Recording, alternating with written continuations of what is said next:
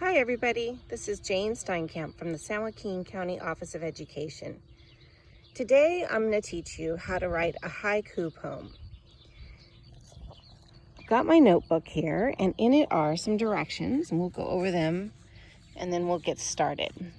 So a haiku poem is a Japanese poem that reflects on nature and on feelings.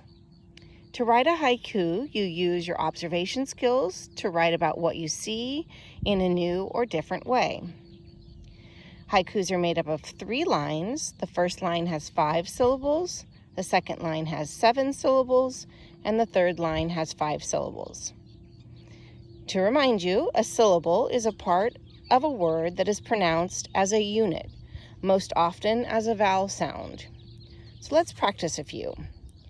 You see the word book, that is one sound, one continuous sound. That's one syllable. When you look at the word reading, read-ing, you can actually make 2 sounds, 2 separate sounds, 2 syllables. So that is a 2-syllable word. If you look at the word oma, sometimes people get tricked by the smaller words, thinking that just because they're small, they're only 1 syllable. But in the case of oma, which is another name for grandma, the O and the ma are both accentuated, so that is a 2-syllable word. All right, so let's look at our garden and see if we can get some inspiration and take some notes and write a poem. So the first thing that I'm noticing is that there's this black tubing that goes throughout the garden, and that is used to water the plants. So I'm going to write my little notes here. Just as you see, I'm just going to put black tubing equals H2O. All right. I noticed that there is a metal chicken kind of watching over the garden. So I'm going to write that in my notes. I noticed that the plants on this side are small and they happen to be hot banana pepper plants. And then I'm noticing that the plants on this side are larger and they happen to be tomato plants. But I'm also noticing the cages around the tomato plants. And I know that they hold the plants so that they grow sturdy and strong, especially when the tomatoes start coming out. So I'm going to write that in my notes too. I'm going to put plant cage. You can see my notes are kind of sloppy, just writing down thoughts. I'm going to also dig a little bit here in the dirt and see what I can observe. I notice that it's gritty on the top, so I'm going to write that down, but that it's more moisture, the further down that we go. So I'm going to write that in there too as well. I feel some moisture. I don't happen to see any animals living here today. I was hoping maybe I would see a worm or something like that I could write about, but I'm not seeing one. So I'm going to take those observations and I'm going to see if I can come up with a haiku that I can share with you. Stay tuned and see if you can think of your own haiku and your own observations that I might have missed. Hi everybody. Okay, I'm back to share my haiku with you. But I wanted to focus a little bit on where my inspiration came for when I was writing my poem. When I looked at the garden earlier with you, I pointed out that there was this black tubing which carries water to the plants, and there were these cages around the tomatoes. And so that made me think a little bit about the fact that this garden needs water and structure in order to grow strong. And that helped me with my inspiration for my haiku.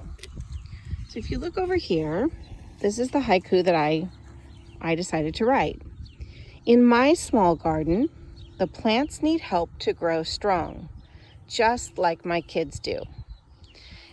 And when you think about this garden is not about kids, but that's what makes this a haiku, is that at the beginning I talked to you about the fact that you look at something in a new and different way, and you take inspiration from what you're looking at to help you understand the world around you or understand something different. And that's what makes the haiku important.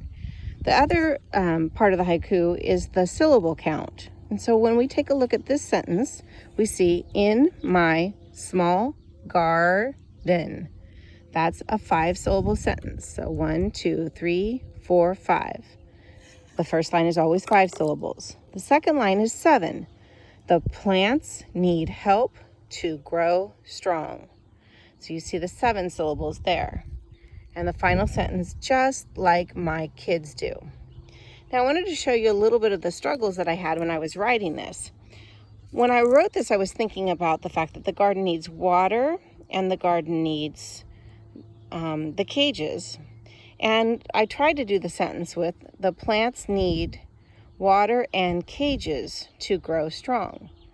And then I realized that's just too many syllables. And so when I looked back at those words, I thought, well, both of them symbolize help for the plants. And so I replaced those words with the word help, and I was able to get it within the 7 syllables. The plants need help to grow strong. And then this last sentence, I also was thinking about children. I really wanted to say, just like my children do.